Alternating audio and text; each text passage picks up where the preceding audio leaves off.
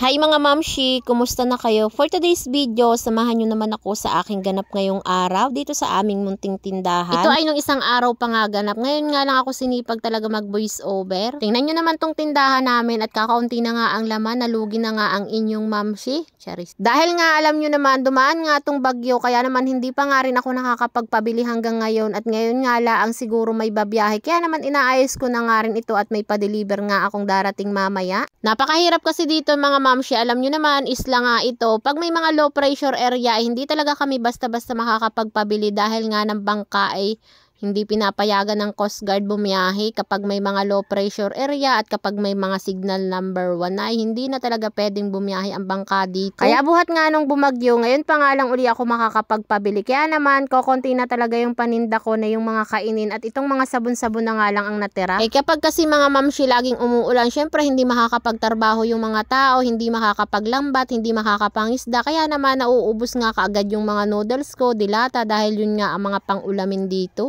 Inayos ko na nga rin pala muna itong aming mga patas dito para naman pagdating nga nung pa-deliver ko mamaya ay kokonti na nga lang yung gagawin ko. Pagkatapos ko nga pala diyang mag-ayos, ayan, winalsan-walsan ko na nga rin pala dito. Kumusta na nga pala kayo mga mamshi nung bagyong Christine? Buti naman dito sa amin ay hindi nga masyadong kalakasan at talagang ulan nga laang talaga yung sobrang lakas at tapos 3 araw yata yung walang tigil. Ay talaga namang ilang araw nga rin ako talagang nandito laang sa loob at talaga namang sobrang lakas nga ng ulan. Ako naman ay takot nga maglalabas at dahil nga nung napakalaking puno din sa aming harapan, Diyos ko po, ay talagang yun ang kinakatakot ko kapag may bagyo. Tuwing may nababalitaan nga ako may parating na bagyo, talaga namang ako'y kinakabahan at nagkakaroon na talaga ako ng nervyos dahil ako'y nagkaroon na nga ng phobia buhat nga nung ako'y bata pa at kitang-kita ako talagang sobrang lakas ng hangin at ako nga ay parang nilipad pa ng hangin. Diyos ko po, ipagkakalakas baga naman nun at ako'y maliit pa. Kaya naman ngayon mga mamshi, kahit nga matanda na ako at may 2 anak na ay kapag nabagyo ay talaga namang ako'y takot na takot pa rin at ako talaga may phobia na. So ayun mga mamshi, pagkatapos ko nga dong magwalis-walis, ayan, mag-aalmusal nga muna ako dahil bumili nga dito ng puto ang aking asawa. Tingnan nyo naman tong mga mamshi, itong aming mga sinampay dito at nagmukhang ukay-ukay na nga itong aming munting bahay. Diyos ko po, kapag naulan ay talaga namang nagmumukhang bargin nga itong aming loob. Bala ko nga rin pala ngayong araw magpalit nitong kortina para naman nga ito'y mapalitan dahil nga nung nagbagyo ay ito'y naampiyasan. Pagkatapos namang mag-almusal nitong aking asawa, ayan, binabanlawan na nga pala niya yung sinabon nga ni ate at ni Bunso. O diba, kakaunti lang yung aming labahin pero tulong-tulong pa rin kami. May nagsabon at may nag-anlaw. O diba, para nga daw pari-parehas ay pagod, charis. At dahil natapos na nga rin ako ng pag-aalmusal, kaya naman tatanggalin ko na nga itong kortina at nang ito'y mapalta na. Pagkatapos ko nga itong matanggal ay lalabhan ko na nga rin itong aming kortina para naman umabot pa nga sa init. Pero sa mga oras na ito mga mamsya, habang nga ako ay nagkakabit nga nitong kortina, mainit nga siya pero umaambon. Siguro nga ay may kinakasal sa langit. Charis. Naalala ko tuloy yung mga kasabihan ng mga bata pa kami mga mamshi, kapag nga daw ganyong umuulan, umiinit ay may kinakasal daw sa langit. Kaya naman bigla kong naalala at na-share sa inyo. Sa inyo ba mga mamshi, ano yung kasabihan kapag umuulan, umiinit? Ano yung kasabihan? Dito kasi talaga, sabi nga nung aking mga magulang no, niluluko kami. Ayan, may kinakasal na naman sa langit dahil nga umuulan at umiinit. Sari-sari na nga talaga yung mga matatanda nun at marami ngang alam kung ano-ano na nga lang yung ipinamamana sa atin. Kaya ngayon kahit nga tayo may mga anak na, nadadala-dala pa nga rin natin. So anyway mga mamshi, at balik na nga muna pala tayo dito sa aking video. Nung matapos ko nga palang maikabit yung kortina, ayan, pinagtatanggal ko na nga rin pala itong mga damit na ito. Tingnan nyo naman at napakadami na naman ngang tiklupin at may isasampay na naman nga.